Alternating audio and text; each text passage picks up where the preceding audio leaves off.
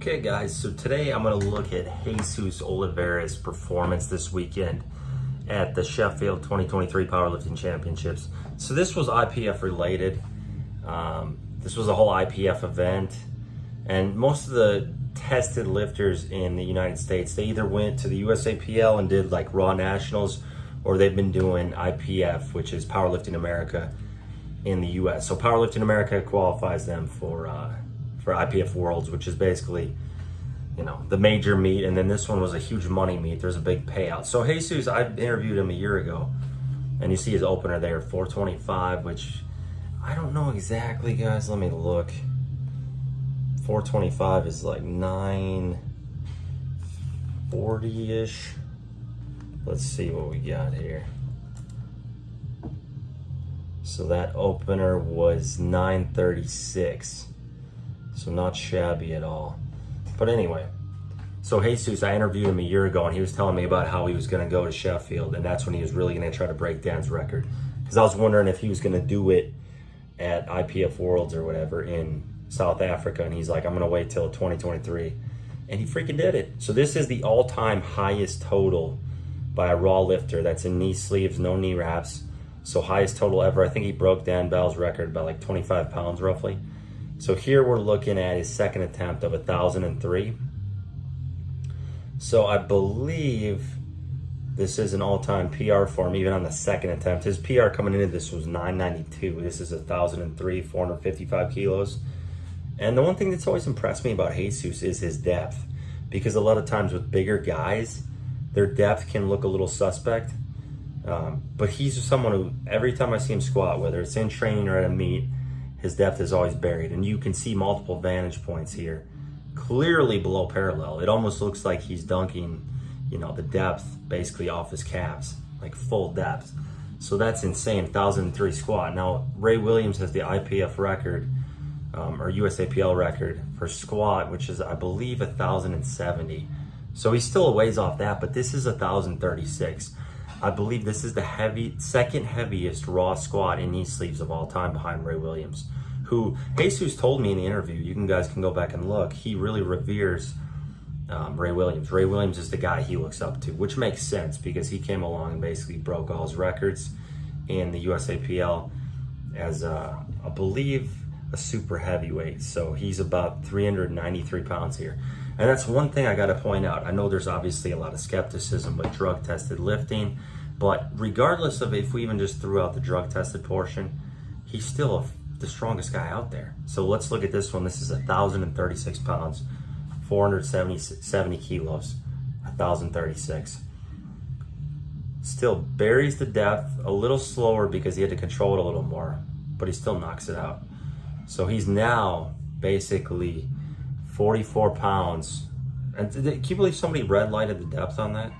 That's crazy. That's the one thing I have a problem with IPF and USAPL is they red light ridiculous things. Like that should not have been red lighted, and someone gave that a red light on depth. But he got a 2-to-1 call. So in powerlifting, if you get 2 out of the 3 whites, you get the call. It's a good lift. So 3 for 3 on squat, which I've said it before. Anytime you're in a meet, if your squats go well, it's going to be a good day. If you have a bad day on squats, it's probably not going to be a good day as far as your total. Squats always set the tone. If you're 3 for 3 and successful on squats, you're going to have an awesome day. And that was proven again by Jesus. Huge day here. Opening at 551 on bench, which is freakish. His heaviest bench in a meet before this was 573. So this is a pretty good jump. But like I was saying, throw out the drug-tested portion. Even let's say if he's a fake natty, which I don't think he is, but let's say he was. His total is still the best all-time raw total, 2540, and he's just a freak. Like 1,036 is the second heaviest squat of all time in sleeves. So these are just freakish numbers. And that's insane speed. 250 kilos, 551 pounds. The other thing, guys, something interesting. So he was 339 when he kind of was in his early days of competing. A few years back, let's see what year that was. So 2019. So he's been competing for a while because he came up in the Texas ranks of high school powerlifting. But he was doing, in 2019, he was about 339 pounds, and now he's 393, I believe. So 393 pounds. So he's put on about, what is that? 50 pounds. So that's a significant weight gain, 55 pounds of body weight. 584 here, which is absurd. I can't even imagine benching these weights. The one thing that's interesting is, you think about this, John Hack is benching these same weights, weighing 200 pounds. So obviously it's a little different though, because John Hack he gains about 20 pounds after weigh-ins. He gets up to 215 or so, 220-ish. But this is still crazy that it's rare to see a lifter where they put around an all-around performance. Every lift is amazing, which is why John Hack is so amazing. Every one of his lifts stands out. There's not any lift that's lagging.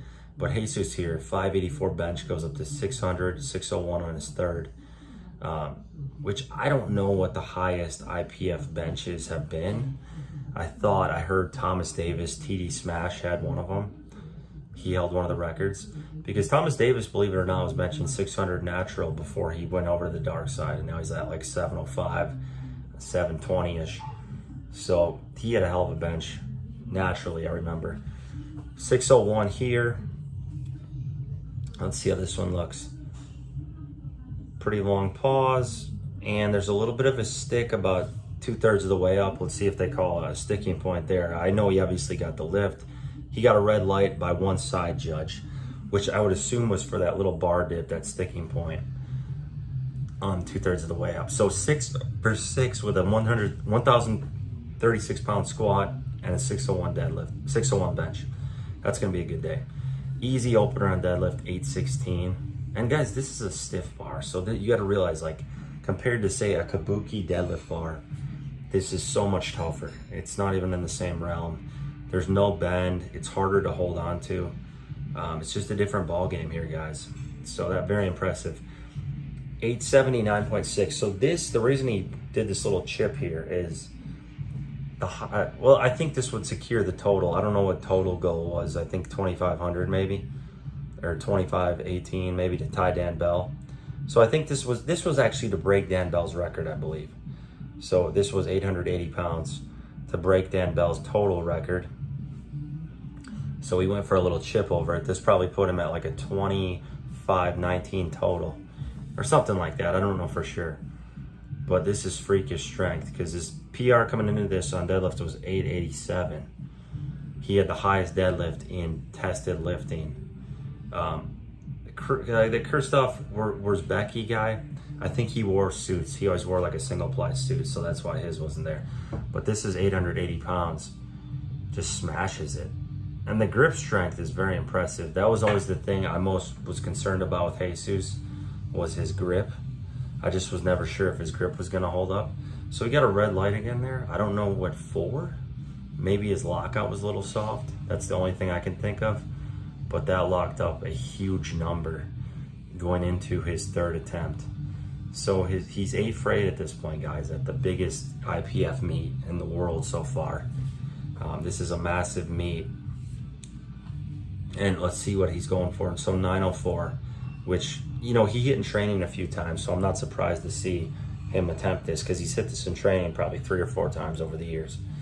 But this is the one, I know he obviously gets it. The record held by Ray Williams, stood for 4 years, it says. This is 11.5 kilos above the record. So Ray must have hit, I don't know exactly where Ray hit, because I think his last one, Ray hit the 400 kilos maybe? Is that what they're talking about? Because he just pulled 880, so, you know, Jesus is a very intense, deep lifter. When I talk to him on the podcast, and should have him back if you guys are interested, I was blown away at just how deep he was, as far as very insightful. There's a lot going on. There's a lot of demons up there that drive him. You can tell that. He just is a very philosophical person. There's a lot of thought that goes into this. This is very personal. And that was so fast, it's not even funny. You know, obviously he had more guys based on how fast that was, but I think it's more of a grip thing. It's like, at these weights, you're more worried about, can I hold on to it, as opposed to, can I lift more? So if he was able to use straps or something, like he could say he probably had 925 in it. But it's more at that level, it's like you just want to try to hold on to it. That's your biggest concern. And that took forever here, giving him the good call. Like, he's still waiting. I don't know why this is taking so long. But anyway, like I was saying, very philosophical person, a lot of insights, a lot of thought goes into this. He trains very hard, high intensity, but he's one of the nicest, most soft-spoken guys I've ever talked to. He's just a fascinating person. Very soft-spoken, very likable. I mean, anyone who watched that interview, and it didn't get a lot of views back then, it was 5,000 views, I'll have him on again. He was just, how can you not like the guy after watching that? There's so much, he's such a good person just from hearing him talk. So just what I would say, guys, even throw out the drug tested portion if you don't think he's natural or whatever, sure, I understand. But regardless of that, actually, this is one of the ones I really think he's natural.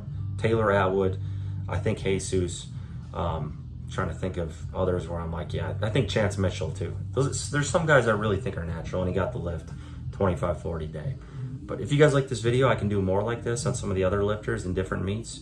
Let me know. Any big meets coming up, I'll do some videos like this. But thanks for watching, guys.